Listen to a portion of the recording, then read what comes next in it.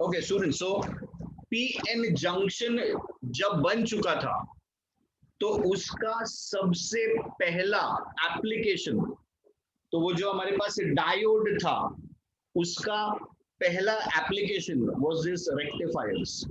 मतलब it was something big, एकदम कुछ अलग, कुछ बहुत यूजफुल चीज बनाने की कोशिश की गई with the help of the diodes.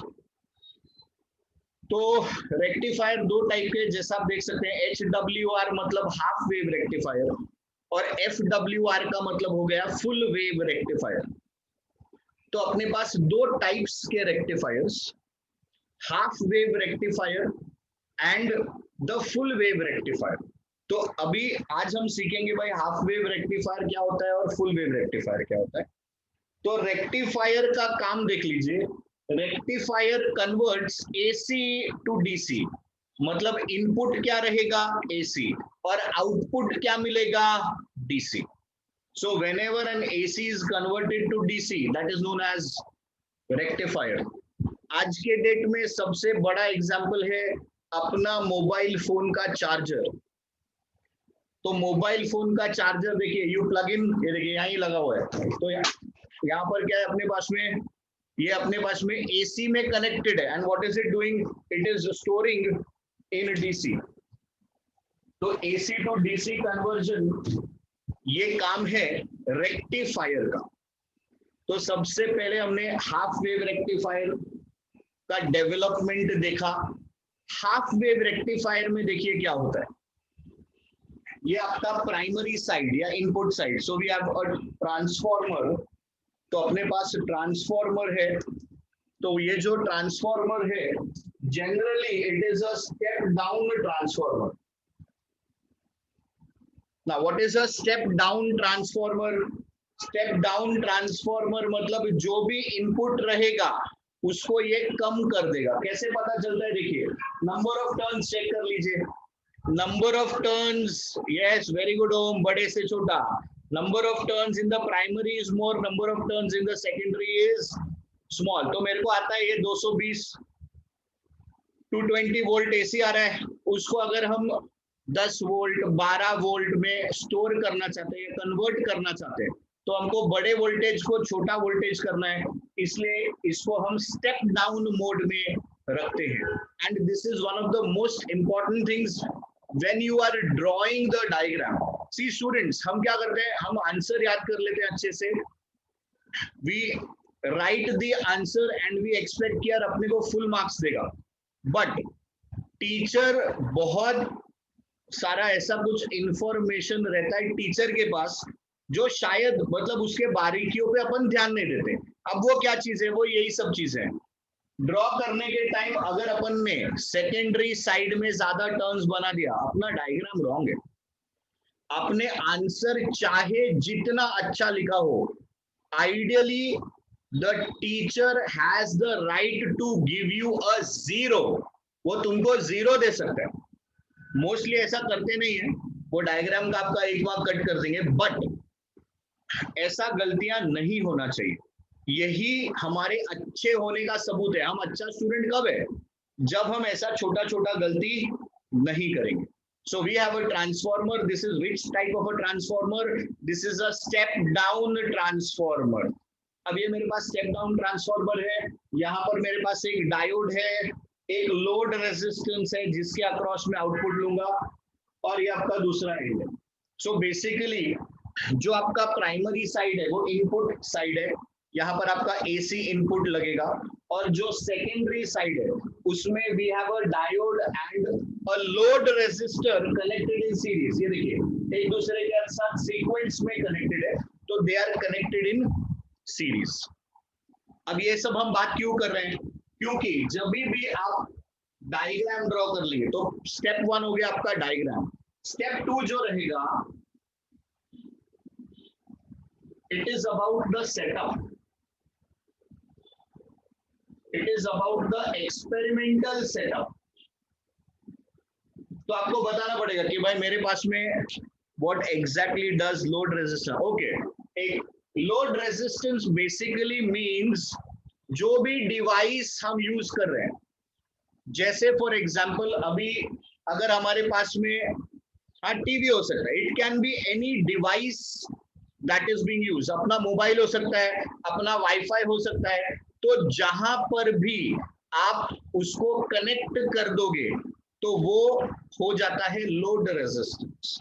So load resistance in simple words means अपना डिवाइस, द डिवाइस जिसकी आप चार्जिंग करने वाले हैं, so that is load resistance.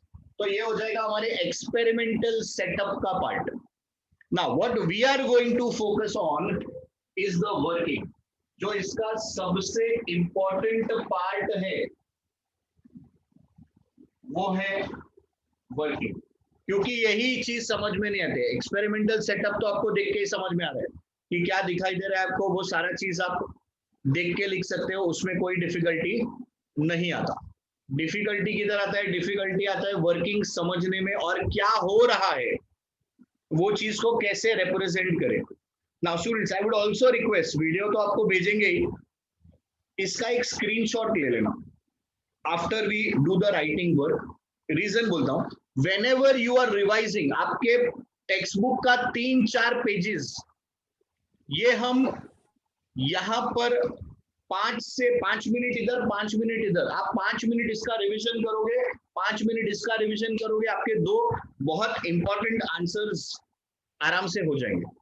So after we finish writing the answers, just make sure you have that screenshot with you, this will really help you. और एक बार आप सीख गए फिर डिलीट कर देना, ठीक है? चलिए तो वर्किंग पे आगे बढ़ते हैं, ब्रेक देंगे तो लिख लेंगे, ओके ओके ठीक है। So let's move on to the working. Working में 2 स्टेप्स है। अब देखिए ये अपना एसी इनपुट है, ठीक है, प्लीज ध्यान दीजिए इधर। So step 1,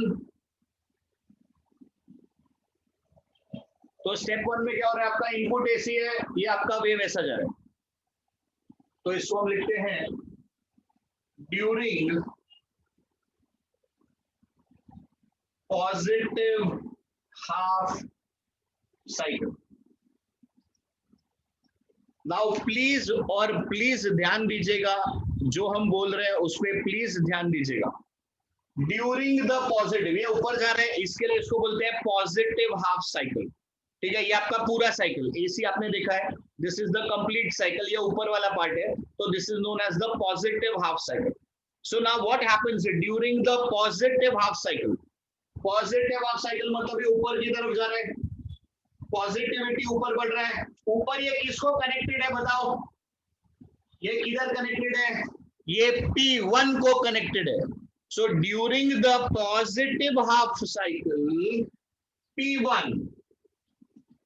P1 becomes more positive with respect to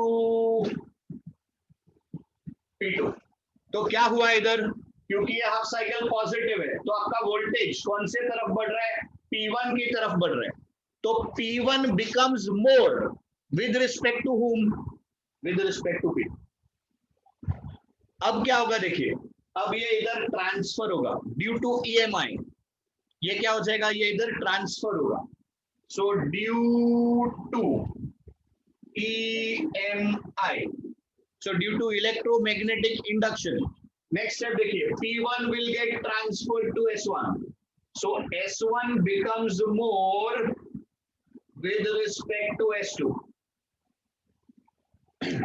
इधर तक समझ में आ रहा है क्या? बोलो।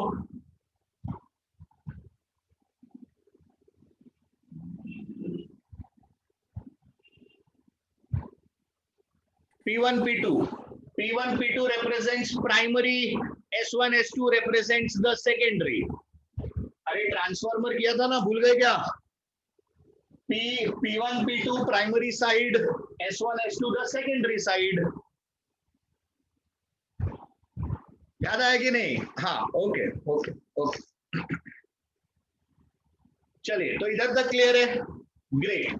अब आते हैं नेक्स्ट स्टेप पे। अब ये इधर ट्रांसफर हो चुका है, तो S1 किसको कनेक्टेड है? देखो S1 कनेक्टेड है P साइड को, और S2 किधर कनेक्टेड है? S2 कनेक्टेड है N साइड को. So where is S1 connected? S1 connected to P and S2 connected to N. ये अपने को समझना है, लिखना नहीं है, ये आपके समझने के लिए है. S1 किधर है? S1 is connected to P. S2 किधर है? S2 का देखो कनेक्शन किसके साथ है? N के साथ. अब मुझे बताओ, ये मैंने जो बात बोली इससे बताओ, डायोड का बायसिंग क्या हो गया? फॉरवर्ड की रिवर्स? फॉरवर्ड. फॉरवर्ड. समझ में आ रहा है सबको? Diode becomes forward biased. क्यों हुआ फॉरवर्ड बायस्ड?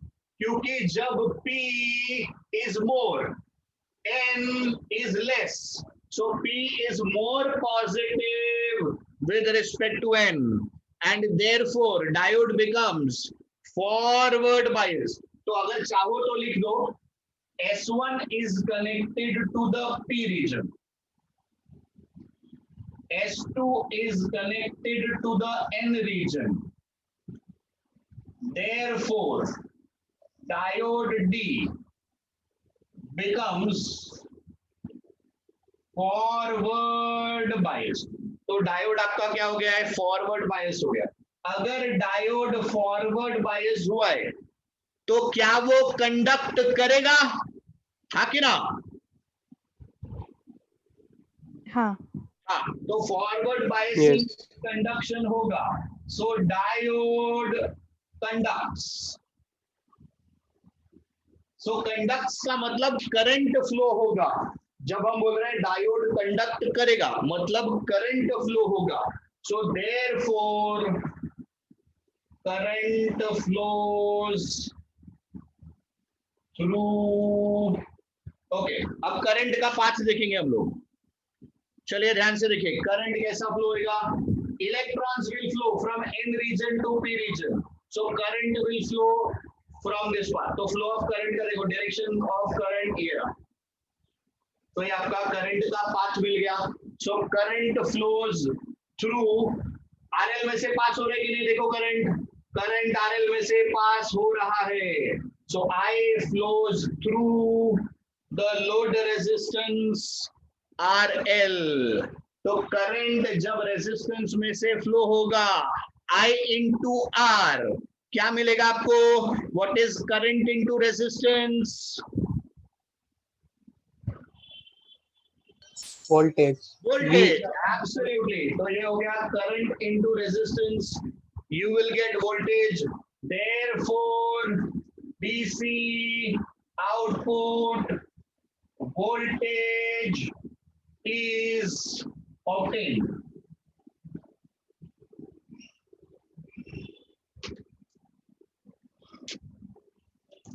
ये मेरा पहला पॉइंट था. फर्स्ट पॉइंट समझा? सो ये during the positive half cycle A B C. Now let us think कि जब नेगेटिव हाफ साइकिल होगा तब क्या होगा? P2 पे करंट जाएगा. बहुत बढ़िया.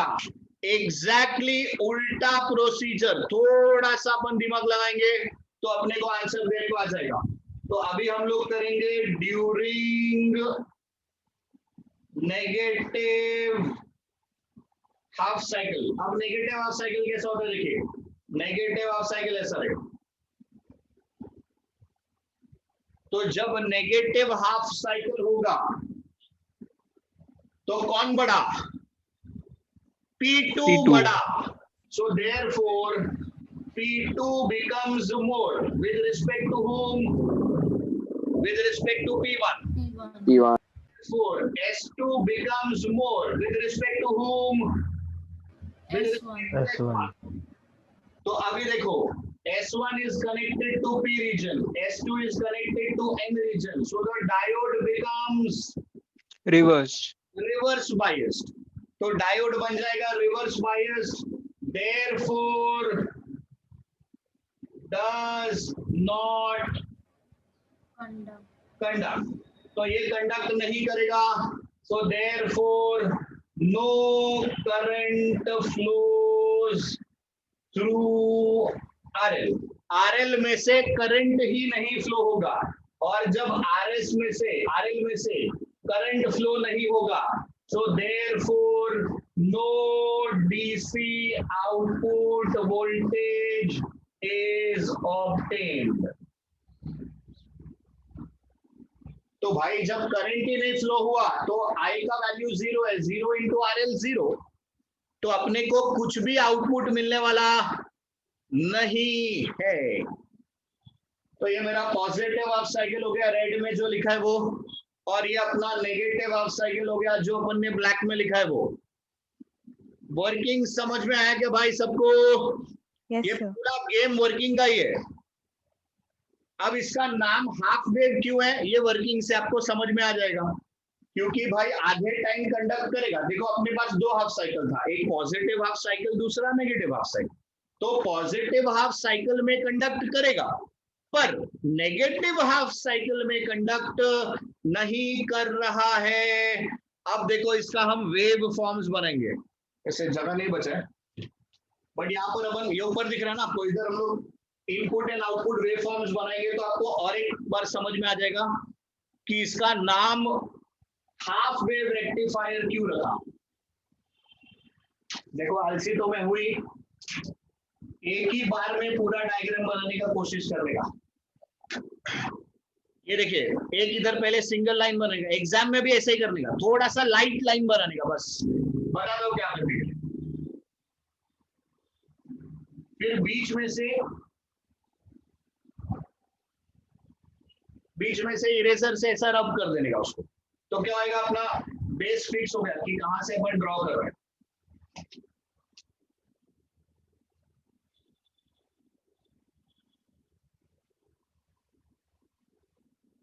फिर एक लाइन ऐसे बनाइए, इसको लिखिए आप इनपुट वेव फॉर्म।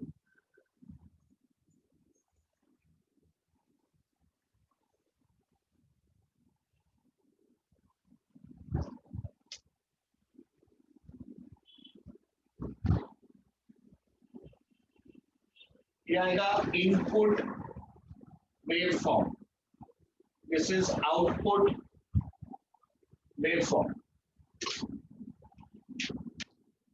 अब ये क्वेश्चन पूछ सकते हैं ना कि सर आपको कैसे मालूम कि ये डीसी आ रहा है, आप काय को बोल रहे हो डीसी है, इनपुट तो एसी है, तो आउटपुट वोल्टेज है ना, एसी भी तो हो सकता है।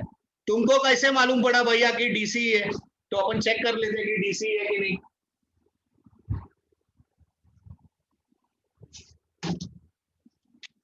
तो ये आपने पॉइंट्स बराबर जगह पे प्लॉट कर लेना।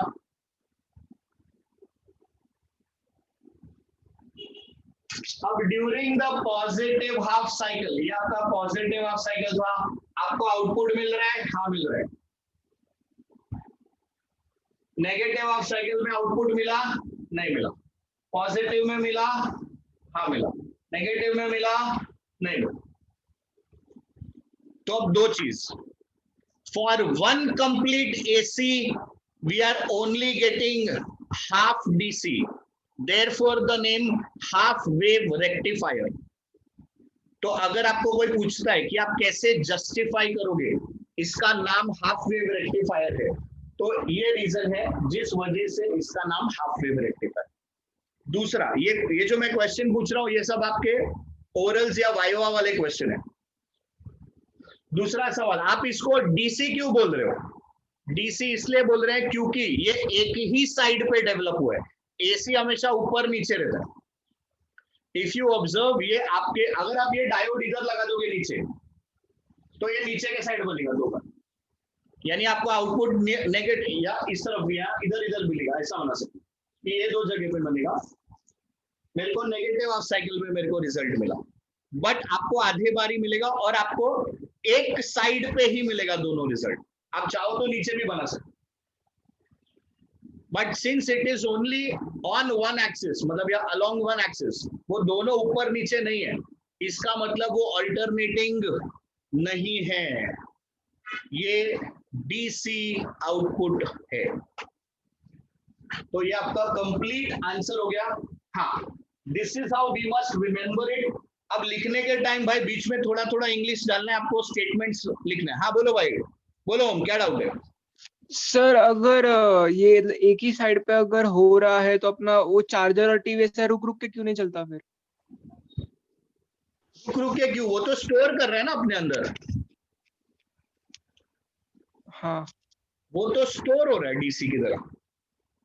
जब वो वापस यूज होता है आपके, जैसे आपने चार्जर में आपने ले लिया, तो वो स्टोर कर रहे हैं ना उसको, तो वो स्टोर हो रहा है डीसी के जैसा।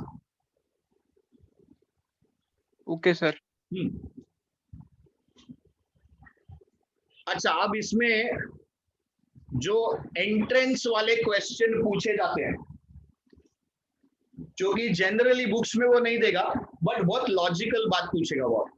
What is the efficiency of a half wave rectifier? So can you tell me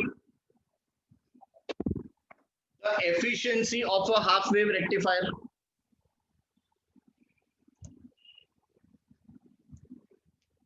%50. हाँ, 40.6% is practical efficiency. Ideal efficiency, see from the diagram, अभी हम लोग वहां पे पहुंचे नहीं है। 40.6 is the correct answer, absolutely correct answer. तो यहाँ पर जब आपको बोलता है आइडियल हाफ वेव रेक्टिफायर है आपके पास, तो उसका एफिशिएंसी होगा 50%। बट प्रैक्टिकली इसमें कुछ लॉसेस होते हैं जिससे हमारा आंसर आता है 40.6%.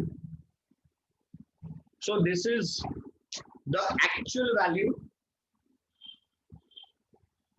and this is the ideal value. क्योंकि फुल का हाफ हुआ है तो आइडियल वैल्यू 50% और actually the value comes out to be around 40.6%.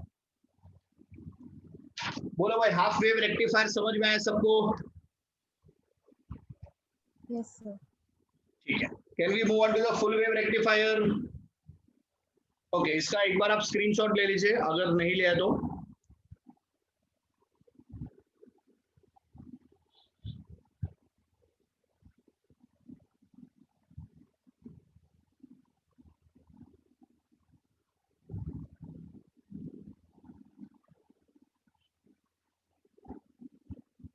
Done,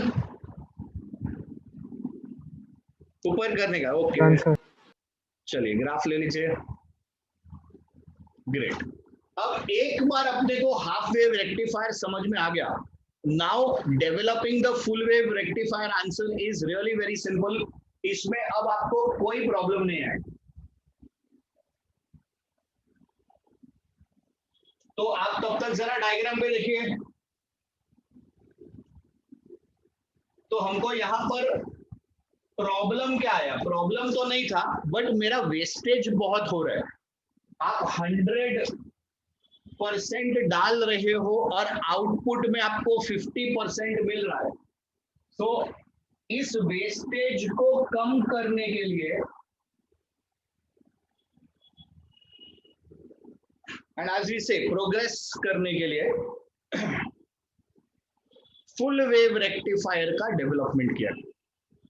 अब फुल वेव रेक्टिफायर देखिए क्या होता है। जैसे हमारे पास इधर एक डायोड था, अब हमने क्या किया, हमने दो डायोड्स ले लिए। तो यहाँ पर हमारे पास दो डायोड्स। इस डायग्राम में आपके बुक में थोड़ा सा अलग डायग्राम रहेगा। वो लोग क्या करते हैं, इसको बाहर खींचते हैं और यहाँ से ऐसे लेके फिर वो इधर वो आरएल दिखाते हैं। ये अपना स्टाइल है, सबसे बेस्ट, सबसे छोटा सा डायग्राम रहता है। फिर भी आप एक बार दिखा लेना आपके स्कूल कॉलेज के टीचर को, अगर उसको ना चले तो जैसा टेक्स्ट बुक में बनाए बना दीजिए। अब इसमें जो सबसे इंपॉर्टेंट बात है वो है ये पॉइंट। इस जगह पे अगर फुल वेव रेक्टिफायर का आपका क्वेश्चन आ रहा है तो इस जगह पे बच्चे का मार्क्स जाता है। और क्यों जाता है ध्यान दीजिए। इस पॉइंट का नाम है सी। सी रिप्रेजेंट्स सेंटर टैपिंग। तो ये जो अपने पास पॉइंट सी है, ये इधर एक स्पेशल फीचर है, इसका नाम है सेंटर टैप या centre tapping. So it should always be at the center. हम जल्दी जल्दी में जब बनाते हैं और सी सिर्फ मार्क कर देते हैं, हम ये ध्यान नहीं देते कि सी के ऊपर जितना टर्न्स बनाया है एग्जैक्टली उतना ही नंबर ऑफ टर्न सी के नीचे भी बनना चाहिए, तभी आपका डायग्राम करेक्ट है. Else you have given the teacher an opportunity कि उसका अगर ध्यान उस पॉइंट पे गया और जाएगा ही जाएगा तो वो तुरंत आपके मार्क्स काट देगा उसे. तो ये मेरा है सेंटर टैपिंग. अब इसका यूज क्या है वो हम लोग थोड़ा बाद में जब आंसर करेंगे तब समझ लेंगे. फिलहाल सेंटर टैपिंग के जब आप ड्रॉ करते हैं तो क्या ध्यान देना है, अगर सेंटर टैपिंग के ऊपर एक टर्न बनाए तो नीचे भी एक टर्न बनाओ, ऊपर 2 टर्न बनाए तो नीचे भी 2 टर्न बनाओ. तो basically you always draw odd number of turns. So in full wave rectifier secondary जब आप ड्रॉ करेंगे तो आप 3 या 5 टर्न्स ही ड्रॉ करना, और बीच में जो रहेगा यानी 2 ऊपर 2 नीचे या 1 ऊपर 1 नीचे, सो आपका जो डायग्राम है वो यूनिफॉर्म रहेगा. Now let's come to the working part. तो स्टूडेंट्स बहुत सिमिलर है ये, एकदम सेम टू सेम चीज है ये. तो अपने पास में देखिए, during the positive half cycle. So let us try and understand what will happen during the positive half cycle. अब ये positive half cycle है, ऊपर जा रहा है. So P1 becomes more with respect to P2. Therefore S1 becomes more with respect to S2. तो S1 बड़ा है, S2 छोटा है. अब क्योंकि S1 बड़ा है, ध्यान से देखिए, therefore diode D1 becomes forward biased and diode D2 becomes reverse biased. तो इसकी वजह से D1 क्या बनेगा, D1 बनेगा फॉरवर्ड बायस्ड, और D2 क्या बन जाएगा, D2 बन जाएगा रिवर्स बायस्ड. तो भैया कौन काम करेगा? So therefore D1 conducts and D2 does not conduct. D1 काम करेगा, D2 काम नहीं करेगा. अब मुझे सबसे पहले आप ये बताइए, क्या आपको समझ में आ रहा है D1 फॉरवर्ड बायस और D2 रिवर्स बायस? अगर ये समझा तो ही आगे बढ़ते हैं. Yes, okay. So D1 is forward bias, D2 is reverse bias. तो D1 काम करेगा, D2 काम नहीं करेगा. मतलब जो करंट फ्लो होगा वो ऊपर के लूप में फ्लो होगा, नीचे वाले लूप में कोई भी करंट फ्लो नहीं होगा. So current flows. Now we will define the path. Current कैसा फ्लो होगा? S1 D1 O RL C S1. So current flows through this path S1 D1 O RL C S1. Current RL में से flow हुआ है, therefore DC output voltage is obtained. तो आपको DC output voltage मिल गया है. O क्या है? O इज अ पॉइंट, एक कनेक्शन है. वो इधर से आपने RL का वायर लगाया ना, तो ये कनेक्शन है मेरे पास. अब दूसरा सवाल, सर ये करंट इधर आया तो इसके पास इधर भी तो पाथ था, तो ये यहाँ क्यों नहीं गया? ये पूरा का पूरा करंट RL में से क्यों फ्लो हो गया? बोलो भाई, कोई देता है क्या answer? Diode conducts in unidirectional. Okay नहीं, हम डायोड की बात ही नहीं कर रहे, हम तो करंट की बात कर रहे हैं. करंट यहाँ से फ्लो हुआ, करंट पॉइंट O पे पहुंचा, पॉइंट O पे पहुंचने के बाद करंट के पास 2 डायरेक्शन था. आपने जो बोला कि डायोड, सर वो नेगेटिव है इसीलिए शायद. कौन सा नेगेटिव है? अभी D2 पे वो N है ना वो वाला, तो शायद वो रिपेल करेगा तो करंट वहां से नहीं जाएगा. अच्छा, रिपल्शन. ओके, D2 है, नेगेटिव है, ओके ठीक है ठीक है। तो आपका पॉइंट्स ठीक है, but I expected a more precise answer. अब सुनिए ध्यान से, जब हम बोलते हैं कि कोई चीज कंडक्ट नहीं कर रही है, D2 is not conducting. Very good Samriddhi. When it is not conducting मतलब उधर का रेसिस्टेंस कितना था? Reverse biasing maximum. infinity, yes, ideally infinity or maximum, and current always chooses a low resistance path। तो करंट को इस point पे आके डिसाइड करना है, यहां से जाऊंगा कि यहां से भी जाऊंगा। अब ऐसा अगर थोड़ा बहुत रेजिस्टेंस होता तो ऊपर नीचे दोनों जगह से जाता, बट इधर का करंट कितना है, सॉरी रेजिस्टेंस कितना है, इन्फिनिटी। तो जब रेजिस्टेंस इन्फिनिटी है तो current flow should be zero, इसलिए करंट ये जगह नहीं लेता है। See why I am trying to tell you all this things. यही सबको वो JEE मेंस और नीट में क्वेश्चन बना के फेंक देता है आपके ऊपर, और आप फिर सोचते हो कि अरे क्या हो गया, मैंने पढ़ा नहीं, हमको सिखाया नहीं। D2 will act as an open circuit। D2 open हो गया है, D1 शॉर्ट हो गया है। These are other words or other ways of saying the same thing। Ideal diode, the resistance is zero or minimum। तो when you are saying zero resistance मतलब क्या हुआ, शॉर्ट सर्किट हो गया। इनफाइनाइट रेजिस्टेंस मतलब क्या हो गया, ओपन सर्किट हो गया। बात समझ में आ रहा है आपको? Okay, so DC output voltage is obtained. देखिए अपने को डीसी आउटपुट वोल्टेज मिल चुका है, आपका ये पॉजिटिव साइकिल हो गया students. Now let us move on to the negative half cycle. Let's see negative half cycle में क्या होगा। So during negative half cycle, so negative half cycle चालू करते हैं। ये देखिए आपका नेगेटिव हाफ साइकिल है, इसमें कौन बढ़ा, P2 बढ़ गया with respect to P1, so S2 बढ़ गया विद रिस्पेक्ट टू S1। अब इस वजह से बायसिंग पे आ जाओ, D1 जो रहेगा वो हो गया रिवर्स बायस, D2 जो रहेगा वो हो गया फॉरवर्ड बायस। तो इस बार कौन कंडक्ट करेगा, इस बार D2 कंडक्ट करेगा। कौन कंडक्ट नहीं करेगा, D1 कंडक्ट नहीं करेगा। और अब करंट देखो दोस्तों, करंट जाएगा इधर से, तो ये आपका करंट का फ्लो हो गया। तो current is flowing through the path S2 D2 O RL C S2। Current always flows in a closed path, तो ये आपका क्लोज्ड पाथ हो गया जहां पर आपका करंट फ्लो हो रहा है, क्योंकि करंट RL में से फ्लो हो रहा है। देखिए हमको ये दिखाना है कि वो RL में से, शाबाश ओम, गुड क्वेश्चन, 2 मिनट दीजिए मैं आता हूं वहां पे।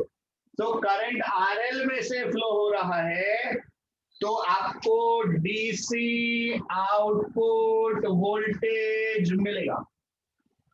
और बहुत ही जल्दी मेरे दोस्त ने सवालिया प्रश्न उठा दिया है कि सर इस बार तो एसी है ये।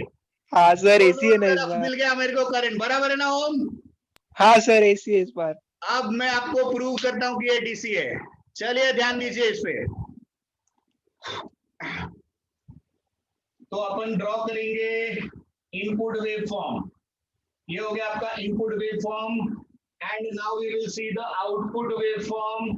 कि आउटपुट वेव फॉर्म में क्यों हम लोग डीसी बोल रहे हैं। प्लीज ध्यान दीजिए सब लोग स्टूडेंट्स, ये आता ही है मन में question, and it's really good of Om to have asked that question. अब देखिए क्या है, पहली बार ओम, पहली बार करंट और RL, current flowing through RL, I into RL। Let us say I am drawing like this. This is I into RL। ठीक है, अब दूसरी बार जरा आराम से ध्यान से देखो, क्या करंट का डायरेक्शन पहली बार और दूसरी बार सेम है? नहीं नहीं अपोजिट है, एंटी क्लॉकवाइज है। अरे क्या बोल रहे हैं, ये RL की तरफ जा रहा है ना ऐसा, O से C, ये इसीलिए तो पूरा लिखा मैंने, ORLC। इधर देख, ORLC, दोनों बार सेम डायरेक्शन है। बाबू मैं भी हाँ हाँ खेला हूँ, मेरे को मालूम था सिर्फ RL लिखूंगा तो तुम लोग अटका दोगे मुझको। करंट का डायरेक्शन दोनों केस में सेम है, बराबर। हाँ सर सेम है। Yes, sir. और इसी वजह से दोनों बार वोल्टेज का डायरेक्शन भी सेम ही होगा। तो ये AC वोल्टेज नहीं है, ये DC वोल्टेज ही है। हाँ, आप चाहो तो ऐसा कर सकते हो कि मैं ये दोनों नीचे बनाऊंगा, ये पॉसिबल है कि I don't sir but I can draw them नीचे, but both of them they have to be in the same direction. Sir अगर अपन ने वो जो D2 है उसको अपन ने उल्टा कर दिया तो अपने को AC मिल सकता है क्या? नहीं, तो फिर वो ऐसा ही रह जाएगा, वो एक ही बार कंडक्ट करेगा, दूसरी बार कंडक्ट ही नहीं करेगा, वो दूसरी बार कंडक्ट ही नहीं करेगा। It will not help us. Full wave rectifier बना, see what you are trying to say is I can understand कि भाई हम लोग उसको उलट पुलट घुमा के देख सकते हैं क्या। हम पढ़ते वही है जो सब एक्सपेरिमेंट करने के बाद सक्सेसफुल हो गया, वो चीज इधर हमारे सामने आता है। तो वो सब भी केसेस ऑब्वियसली ट्राई किया होगा, but they were not successful, उससे वो काम बनता नहीं। तो बोलो भाई फुल वेव समझ में आया क्या? ये इनपुट आउटपुट वेवफॉर्म है और ये आपका complete working of the full wave rectifier. अच्छा, नाउ आइडियल केस, इसका एफिशिएंसी 100% एंड प्रैक्टिकली इसका डबल कर दो तो प्रैक्टिकली आपका आंसर आएगा 81.2%। So this is the ideal efficiency and this is the practical efficiency. Correct. बहुत बढ़िया नक्शी। तो I think with this you must have understood अपना